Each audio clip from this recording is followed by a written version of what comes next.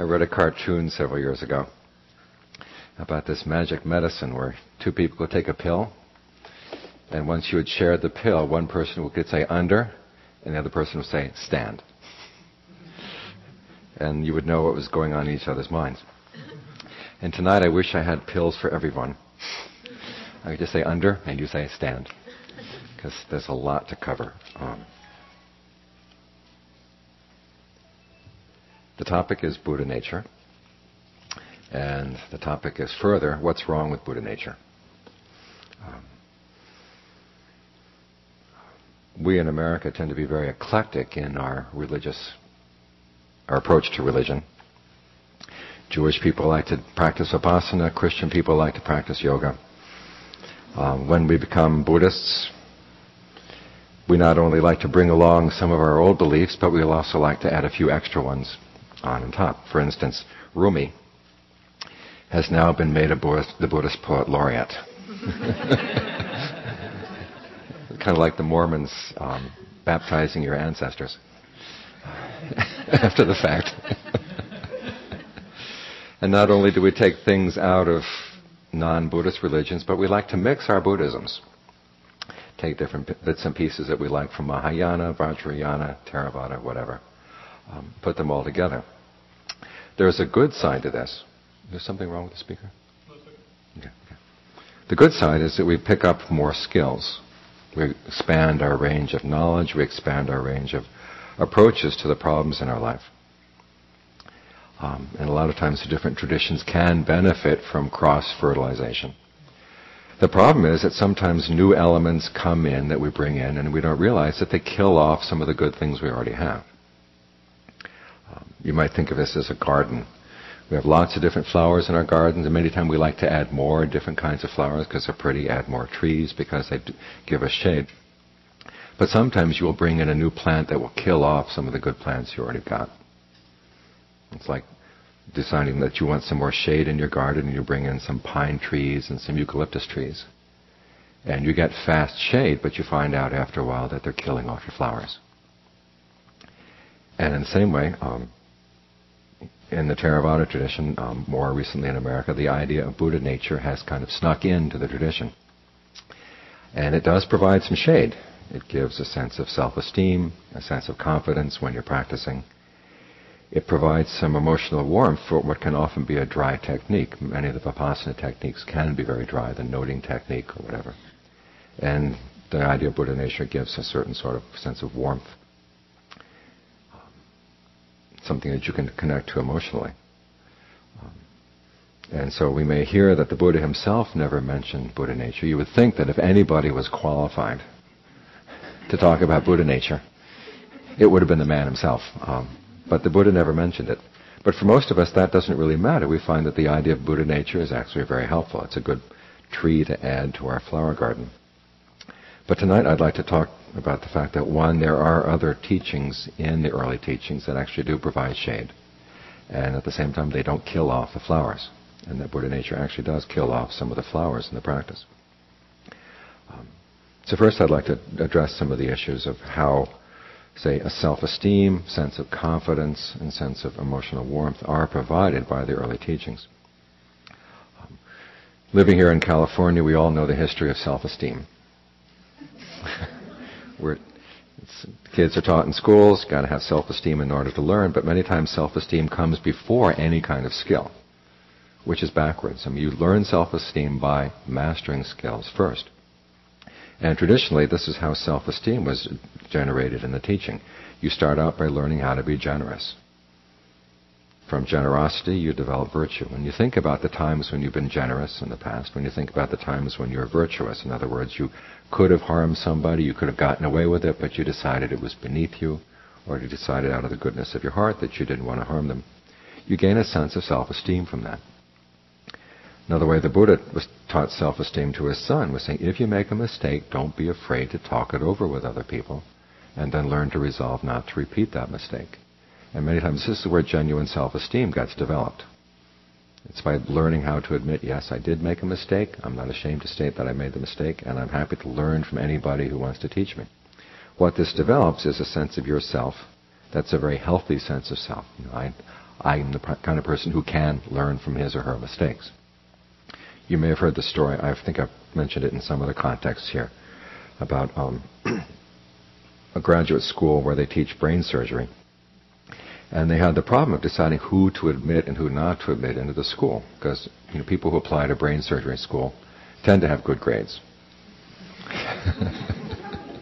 But not everybody with good grades is going to make a good brain surgeon. And so the question was, when you interview the candidates, what questions do you ask? And one of the prime questions they found that was really helpful in basically separating the sheep from the goats was that you would ask the person, can you tell me about a mistake you made recently? One. And if the candidate said, no, I can't think of any mistakes I made recently, you don't want that person operating on your brain, Second question, though, if they said, okay, I did make a mistake, then the next follow-up question was, how would you do it differently? Okay, that's the kind of person you want to have operating on your brain, someone who can recognize a mistake and then figure out how to correct the mistake afterwards. And it's the same way that you build self-esteem. Now you can see one of the reasons why Buddha nature was brought in as a eucalyptus tree to provide some shade for meditators.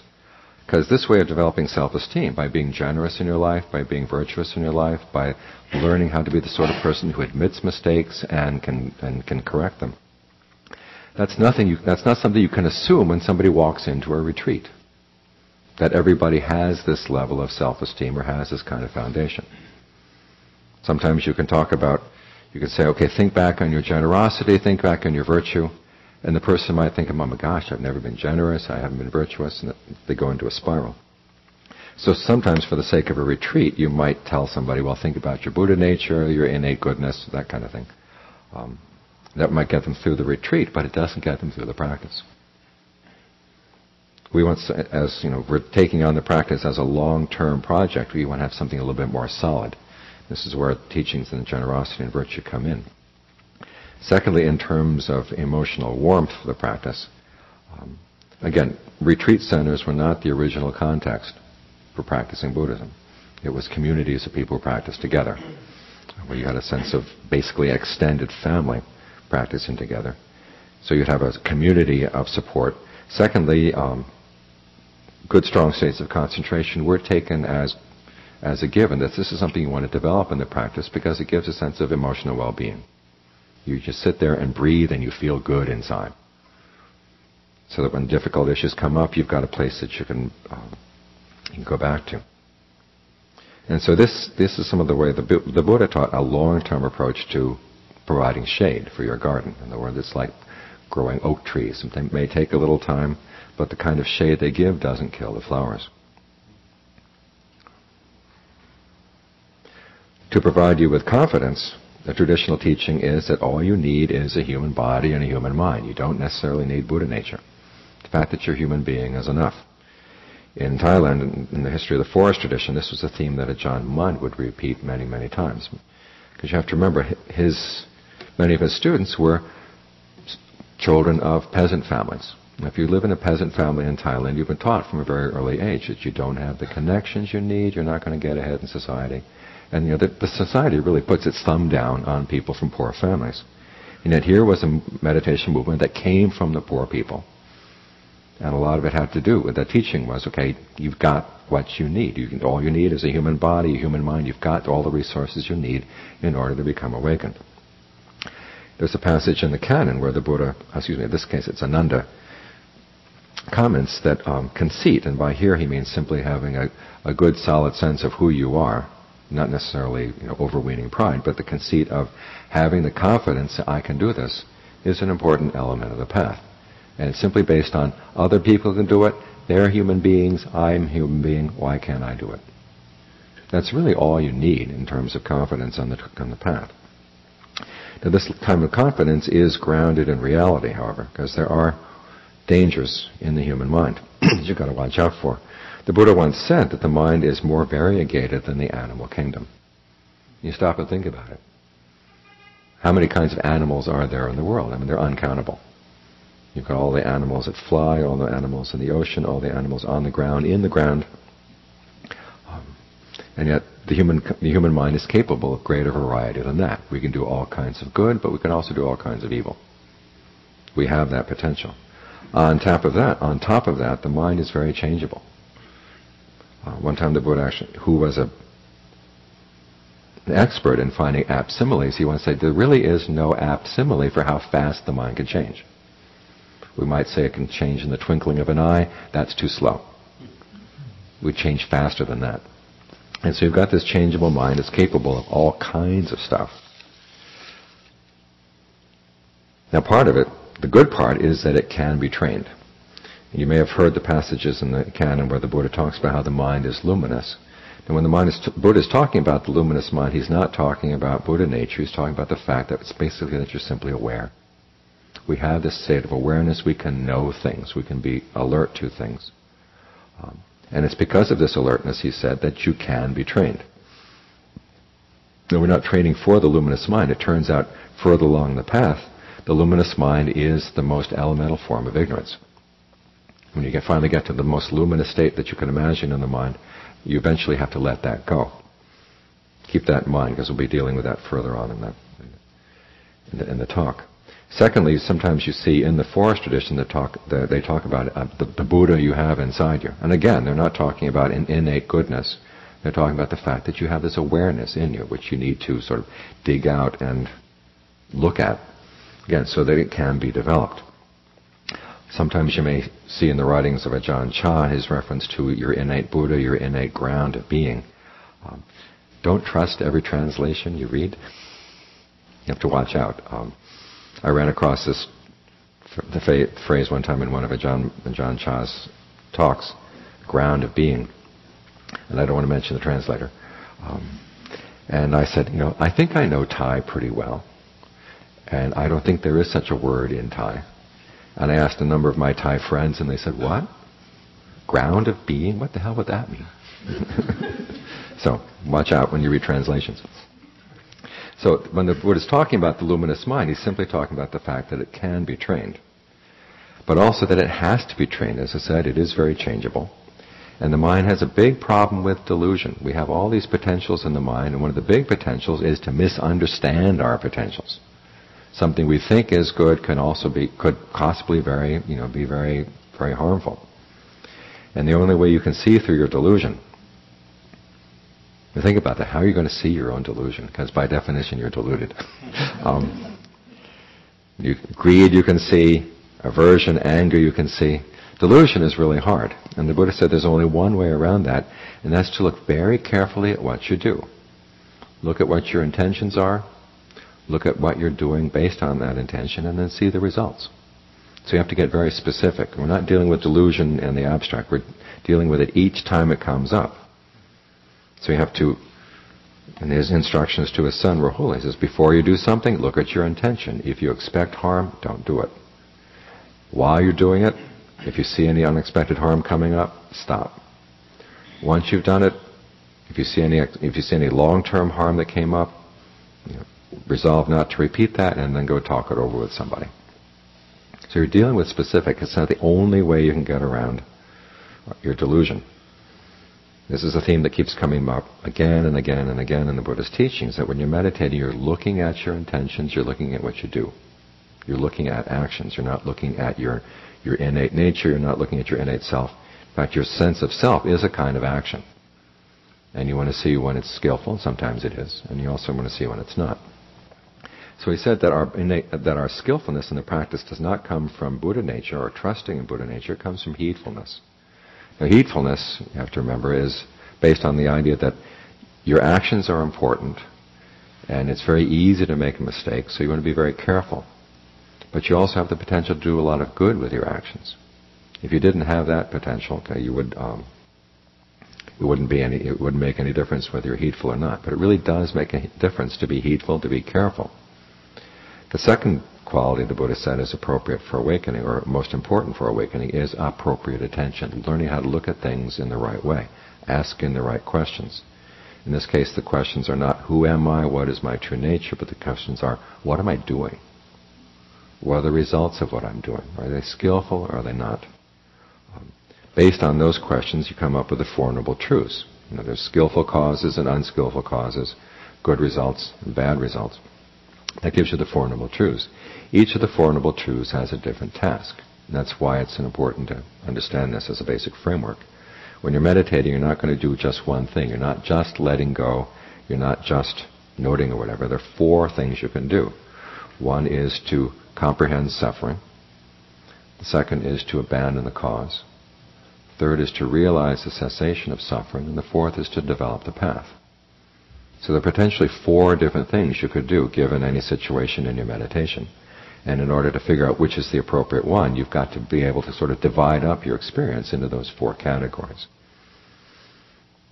So what all this comes down to is it is important in the practice that you keep focusing on what you're doing with a sense of heedfulness and applying appropriate attention so you know what to do. States of concentration come up, you don't just watch them pass away. You try to develop them. When anger comes up, you don't just watch it for a while, learn how to accept your anger, invite it in for a cup of tea. You learn how to say, how can I get rid of this anger effectively? So there's the different tasks you've got to do.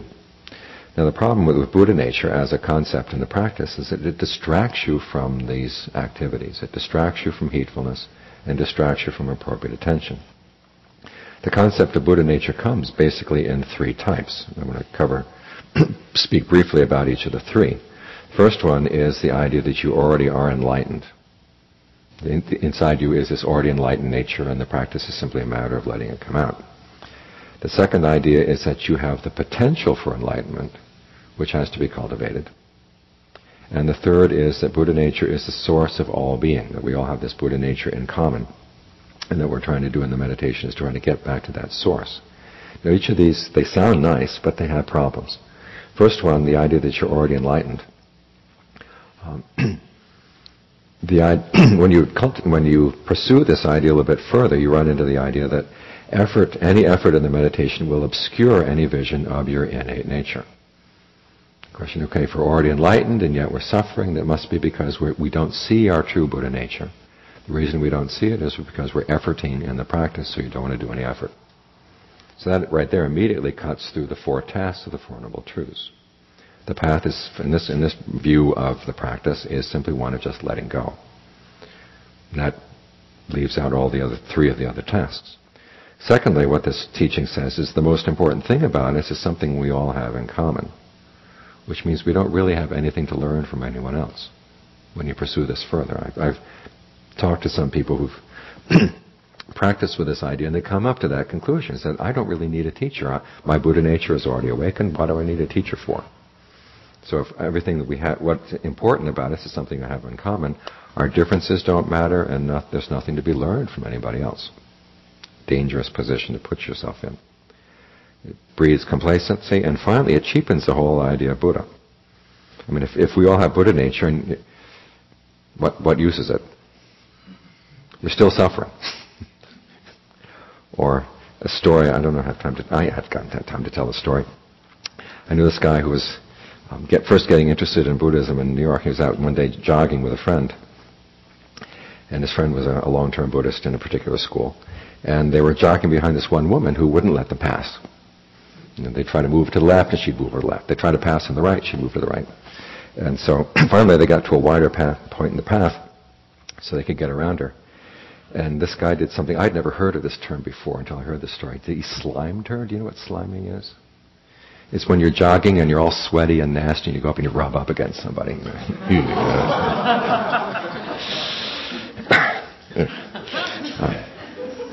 And so after he'd slimed the woman and got past her, he jogged on a little ways.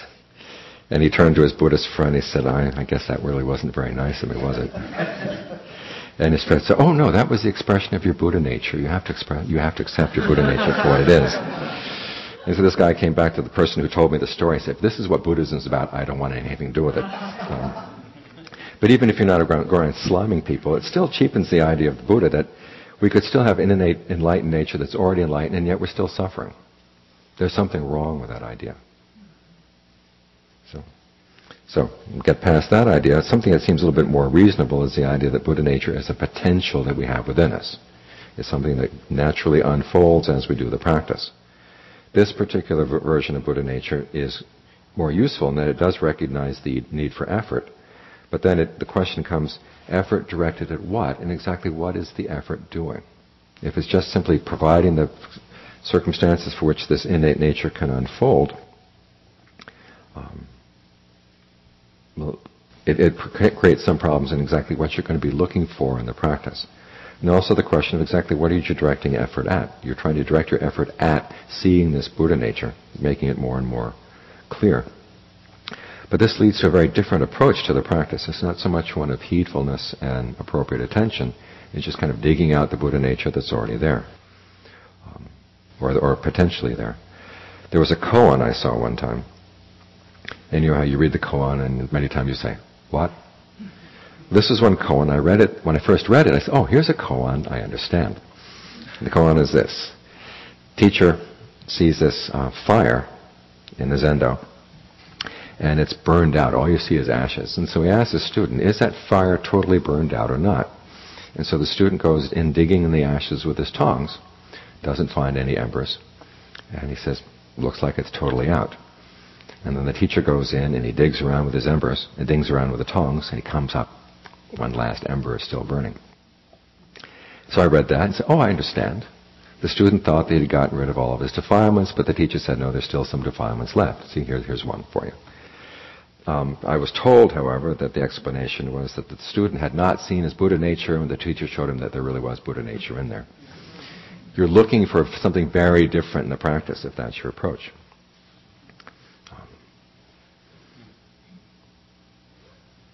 Secondly, in the question of what you're doing, you miss the whole idea that when a potential that you might have is tested by seeing what kind of actions it results in and what kind of results come from the actions. Because remember, you've got to deal with this delusion that we've all got, that we can be confused about which of our impulses are skillful and which ones are not. Again, the Buddha repeatedly would say, just keep looking at your actions. In his teachings on dependent co-arising, there was once a monk who asked him, you talk about rebirth. Well, what is it that gets rebirth? Who gets reborn? And the Buddha says, that's not an appropriate question. He says, look at the process. When there's clinging, there's going to be birth. You're not asking who's born or the birth of what, but you said we're going to look directly at the process. So what are you doing that's causing the clinging that leads to that particular action? If, however, you look at this approach is obscured when you take the idea that we're here in the process, in the practices, we're looking for the natural unfolding of our Buddha nature. Sometimes you see this expressed in the idea that there are moments of grace in the practice. If you feel that suddenly there's this clearing in your mind, and for some reason you don't understand, the meditation's going well. And if you simply accept that as a moment of grace, you're not going to go back and look at, well, what was I doing 2-3 seconds before this happened? And secondly, if you go around with the idea, somebody up there likes me. How many of you in here have you read the book Sirens of Titan? Well, a very small group. That's really sad. That's one of the great Dharma classics of American literature. It's a book all about the idea that, my life is going well because somebody up there likes me. It's one of the worst ideas you can have. You've got to look at, exactly what did you do before that moment of, quote, grace, unquote, grace came? Because that's what you're here in the practice for, is to look at your actions to see what's happening. Secondly, the idea that you simply trust in the process and it seems magically to work, that discourages you from questioning what you're doing. Because the practice is a combination of trust and questioning. You've got to combine the two in an intelligent way. A good example is the way a scientist would approach a particular problem. You have to trust that the problem is worth looking into. You have to trust that you've got a hypothesis that might work. That's the element of trust in the practice. Then you've got to question, does the hypothesis really work? Have I really figured this out? And then you're willing to put it to all kinds of tests and be willing to say, here, that maybe the hypothesis is wrong. But at least you're pursuing a question that you trust and that you know is important. The same way when you're practicing, you have to trust the Buddha in the sense that you practice concentration, you practice virtue, you try to develop discernment. But in the course of doing that, you're not just following orders. You want to figure out, what's good about concentration? Why should I bother with this anyhow? What is this doing to my mind? What am I learning about the mind as I do this particular practice? A really good example of this is in John Lee's autobiography, when he mentions that when he first heard about the idea of monks going out in the forest, he said, that's crazy. forest is dangerous. It has animals. They bite you. They sting you. What was that? Hobbes, in Calvin and Hobbes' comment, and if nature doesn't sting you, it has to gooey stuff all over you. And that was John Lee's original reaction. I mean, he'd lived as a peasant. He knew what it was like to go out in the woods. He said, I'm not going in the woods. But he said the Buddha over and over again would say, it's really good to practice out in the woods. So he gave the Buddha the benefit of the doubt. But he still kept questioning, I want to see, what are the results here? And then he talks about eventually, over the years, he began to learn. Okay, you see a lot about yourself you wouldn't see otherwise. The forest animals out there teach you heedfulness. They teach you lots of good lessons about the mind. And you're also forced to really, take refuge in the practice. There's a great passage in the Theravada, in the Pali Canon, where this one monk says, I'm out in the forest, there's nobody around, I'm sick, what am I going to do? Of course, do you want to go back and find a doctor? I'm going to stay here, I'm going to develop the 5 strengths, I'm going to develop the 7 factors awakening, the Eightfold Path, that's going to be my medicine. You've had that kind of learning how to depend on the practice in that way. You find areas of the practice, or you find potentials in the practice you wouldn't have seen otherwise. So what you're doing here is you're taking the Buddha at his word. You trust, okay, there must be something important here, but you're also questioning, what is it? You're using your own practice as a laboratory. And that's how you're going to learn from the practice. Because it's only when you develop the skill, only when you look carefully at what you're doing, that you can actually develop the skill in the practice. Once you're skilled, you want to look at it again to see what you've learned. So eventually, once the practice has done its function, okay, then you can let it go. The states of concentration, the wisdom you gain, that has to be abandoned at a certain point in the practice. If you don't abandon it, it's like the raft going across the river. As long as you're going across the river, you don't want to let go. You get swept down. But once you've crossed the river, okay, then you really do have to let it go. You can't carry it around. And you can't carry something, or you can't let go of something until you really understand it. So again, the practice is not one totally of trust. You trust up to a certain extent that this is important, this has good potential for training the mind. But you also have to be willing to question it. And trusting in Buddha nature that's going to develop naturally simply by doing the practice, that obscures this particular approach where you gain more and more insight. Finally, there's the idea that Buddha nature is something that you attain at the end of the practice when you finally come into contact with the source of all things. This is a particular, what should I say? It's an assumption that can often come when you get into the formless attainments. You get to a state of infinite consciousness in which you see things arising and passing away, and they don't touch that consciousness at all. You say, my God, this is it. I've arrived. Defilements arise and pass away, but they don't touch the state of consciousness in my mind at all. Or you may be in a state of nothingness, or a state of neither perception and non-perception. And yet you have to remember that the Buddha said, when we're here not to attain these states, we're here to go something further, to nirvana, which is not the source of anything. It's not where everything comes from, because you can't really trace things back to the first source. Say ignorance is the big problem in life. He says you cannot find where is the first source of ignorance, but you can see what you continue to do right now that's keeping the ignorance going. And he gives a long list of things. You've got these hindrances in your mind, you've got inappropriate attention, you've got unskillful actions. So again, what he keeps pointing you back to is, what are you doing right now that's keeping the ignorance going? If you learn how to stop that, okay, then you can get beyond the problem of ignorance. Once you've gotten beyond the problem of ignorance, then you don't really care where things came from, because you've solved the problem. So again and again and again, the Buddha keeps pointing, you've got to look at your actions very carefully. The purpose of the practice is to set the mind up in a state of stillness, a state with confidence and self-esteem that comes from virtue and generosity. So you can really look at what's going on in the mind without any denial, without any blind spots. And then you begin to see, what am I doing that's skillful, what am I doing that's unskillful? And as you get more and more sensitive, you drop the layers of unskillfulness. And what you find, until you finally let go of every area of activity, then you see what's left. However, you attain a state of luminosity in your mind, a state of great compassion, and you just stop there thinking that this is my innate nature. You blind yourself to the fact that you're doing something to keep this going. There still may be ignorance in there. So these are the ways in which the teaching on Buddha nature distract you from the real purpose of the practice, is to look very carefully at what you're doing right in the here, right now.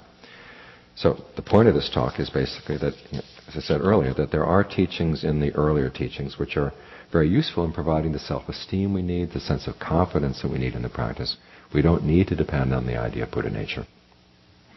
And we're really better off without it. Because we, as reminded that, as the Buddha said, the mind is very variable. It can do all kinds of things, and it can change in faster than the flash of an eye. And so you have to be heedful, and you have to use appropriate attention to figure out, what am I doing right now that could be more skillful? And it's focusing on that issue of the particulars of your action right here and now. That's what leads you to something that glides beyond. So I would propose that we sort of put Buddha nature aside and focus on, in this particular case, some of the earlier teachings, which I think provide the shade that's provided by oak trees and other nice trees that don't kill your flowers. So those are some of my thoughts on the topic. I'd like to know what your thoughts are. Yes? Buddha mind is the same idea. Excuse me, would you please get the microphone so you can ask the question so we can get it on the recording? Okay, I repeated that question already. So, yes. Any other questions?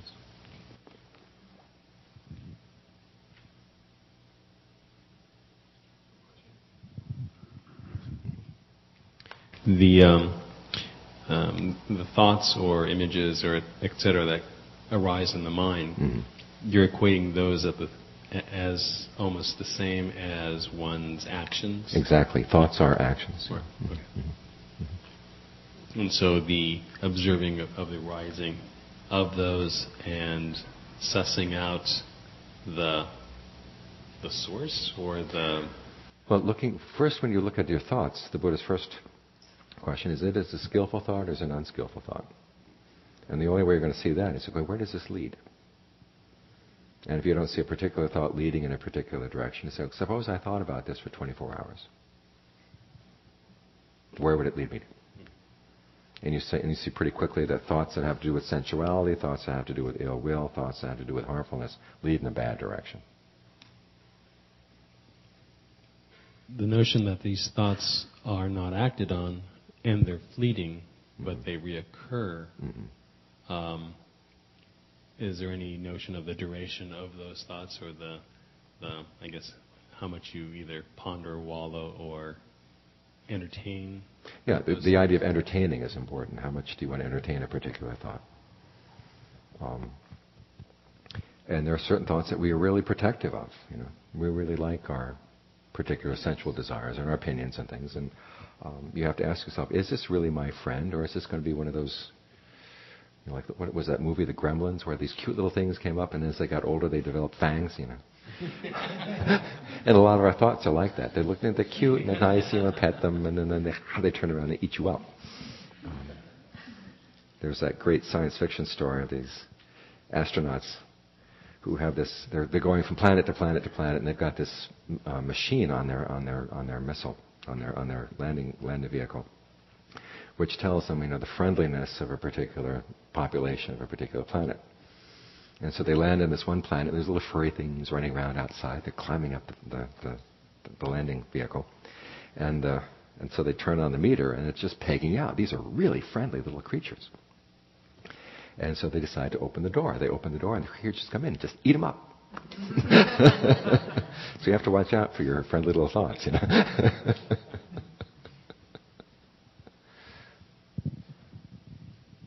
Question over here. It wasn't clear to me when you were referring to Buddha nature, you said we have to depend on earlier teachings. So the concept of Buddha nature comes from later teachings? Later. And is Mahayana. that another, the Mahayana? Yeah. Okay, that's what I... Specifically, it started out in response to the question, here we are, such defiled beings with all our bad actions in the past. How could we possibly ever attain awakening? And the problem with that, it starts out with this essentialist idea of who you are, that you are essentially defiled. And that somehow what you're doing in the practice is changing your nature. And from the earlier teachings, the Buddha said, what you are is an activity. You can always change your activities. Your sense of who you are is something that you can keep constructing all the time. And if you look at your sense of self, you realize that it's not just one sense of self. It's a whole team. It's a whole committee. And who you are right now is very different from your sense of who you are at work, or who you are driving down the road, or in your family, in various different circumstances. And we're always creating these different senses of self. And sometimes they're a team, and sometimes they're Chicago City Council. But the fact is that you have so many different senses of self as they can observe one another. And basically they can help each other along. Because the Buddha was not saying all ways of selfing are bad.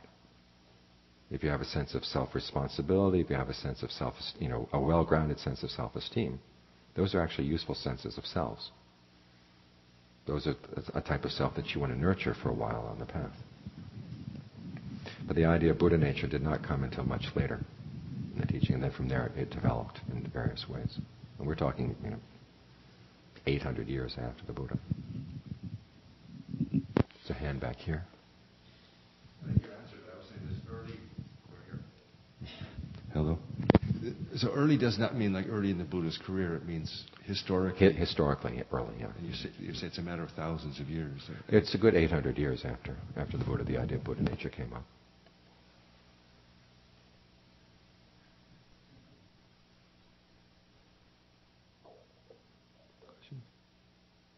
Why such a quiet group?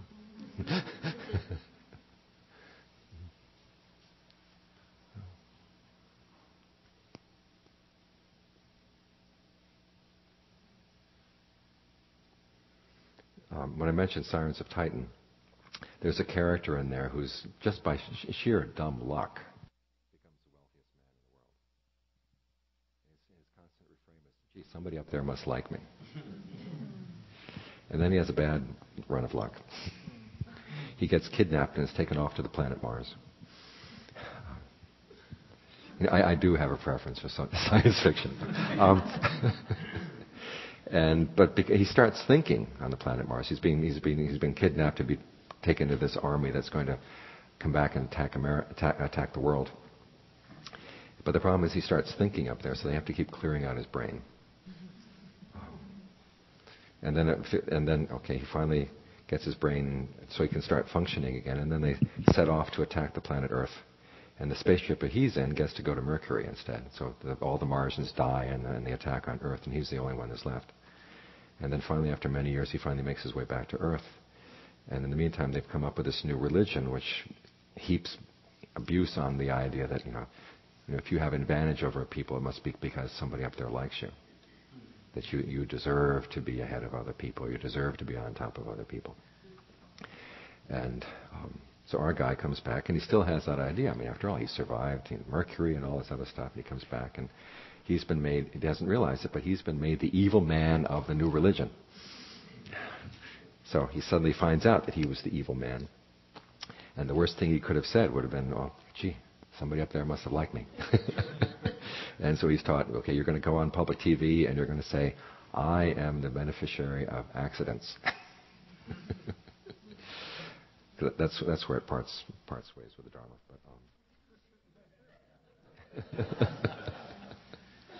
But there's a lot of other good passages in the novel. My favorite one is when he's in Mercury.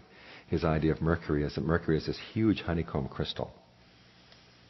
And because one side is facing the sun all the time, the other side is facing the cold, the crystal sings. And there are these little beings on Mercury. They're like little kites.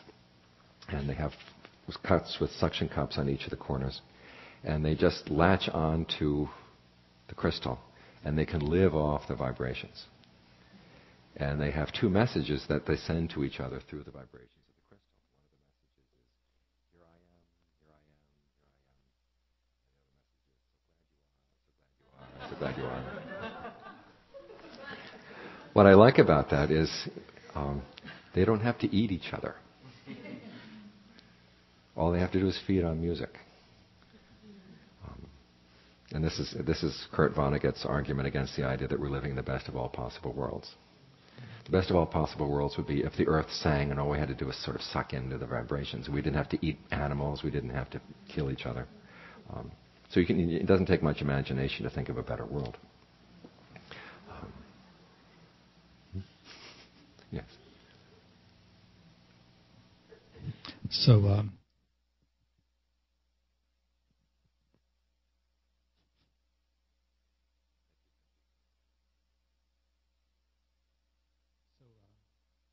back to our nature, if we have one. Suppose you're sitting, meditating, and your mind has gotten very still.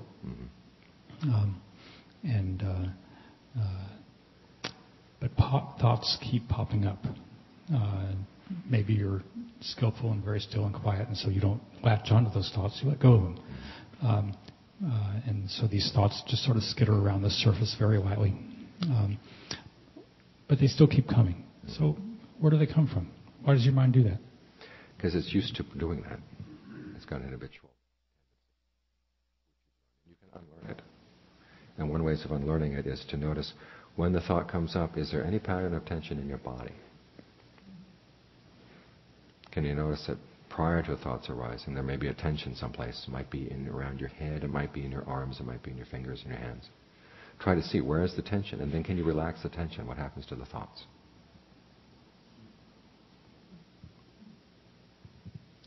And the purpose of this is to realize that you can catch the formations of thoughts earlier and earlier and earlier as you do that. Because you get more and more sensitive. The slightest bit of tension there, you finally get to the point where you realize that sometimes there's this little sort of disturbance in the energy of the body, which you could either keep as a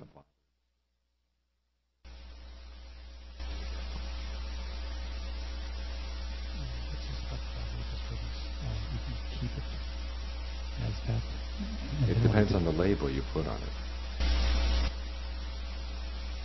You can say, okay, that's just a disturbance in the breath and I can breathe through it. Or you can say, oh, here's a potential for a thought. Now, do I want some entertainment?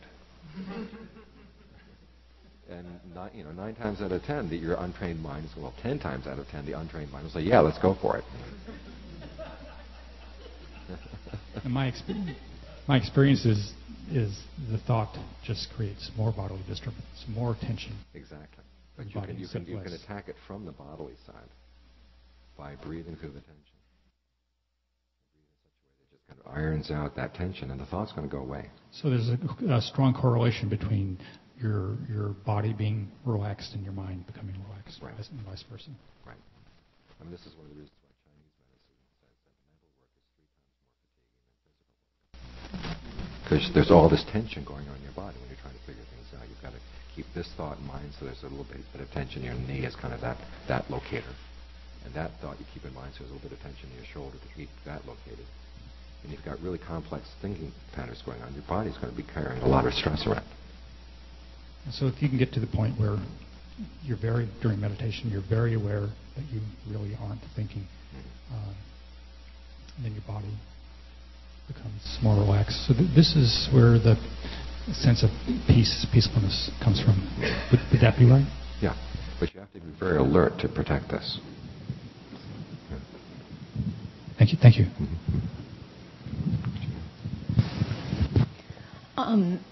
So do you disagree that we have a Buddha nature, or do you just disagree that it's a useful postulate I don't think it's a useful concept. But you think it's true?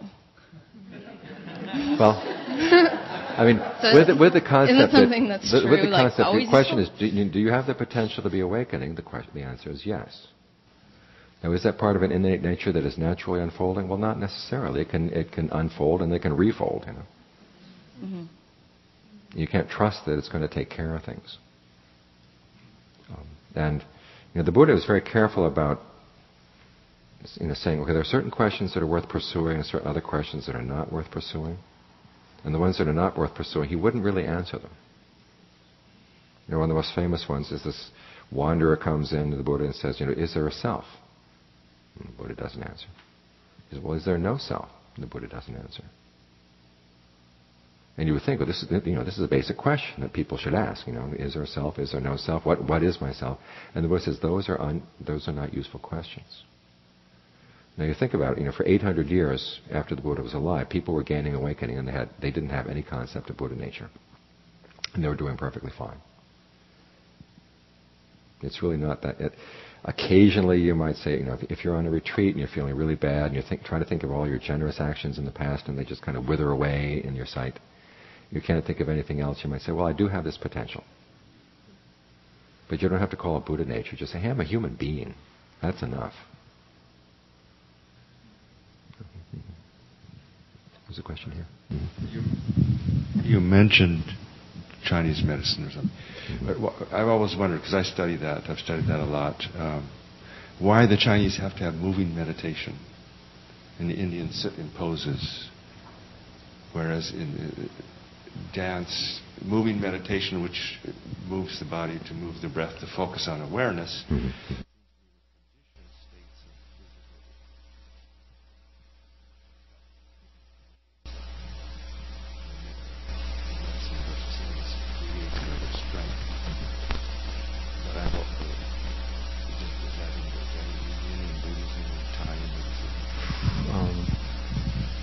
You don't see it in Indian and Thai medicine. What you do see, though, is using the breath energy and moving around the body without having to move the body.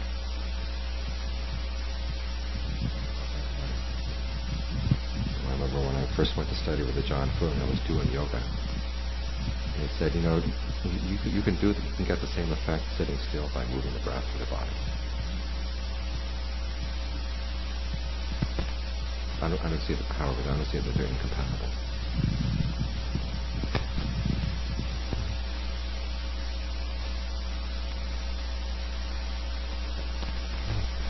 There's a question over here.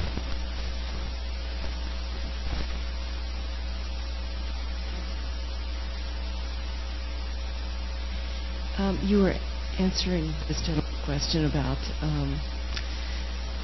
maintaining stillness of mind. And my question is it more useful to try to maintain stillness of mind or to inquire about the thoughts and where they come from and what they mean to you? Well, when you maintain stillness of mind, then you put you in a better position to look into the thoughts. I.e., you want to be able to do both. But the stillness makes it a lot easier to see what's going on. Because once you've had practice in what I call zapping the thoughts, so that you can turn them off at any time. Okay, then you're in a position you can kind of welcome in. Okay, let's look at you. Because if you see, then you look at a particular thought, because you've got to be able to observe it from the outside, rather than getting into it. You want to see where is the point where you get into the thought, that you get sucked in. I mean, that's what's called birth in sort of the dependent core rising. Now, if you're already skilled at not getting in, then you're much better positioned to watch the thought and to see exactly where was the point where you make the choice to go in. So ultimately, you want to be able to do both, but the foundation for looking into the thoughts and understanding them as processes comes from getting the mind still first. That's an essential skill. Because we do have this tendency, that it's like we're standing in the corner and a car drives up and we say, hey, come on. And we jump in. And then after they've driven off, we say, hey, wait a minute, who are you? Where are you going? If we lived our lives like that, we'd all be dead someplace out there. And so you have to develop the skill not to jump in. If you're then going to be able to question the person, okay, who are you? Where are you going? Why should I believe you?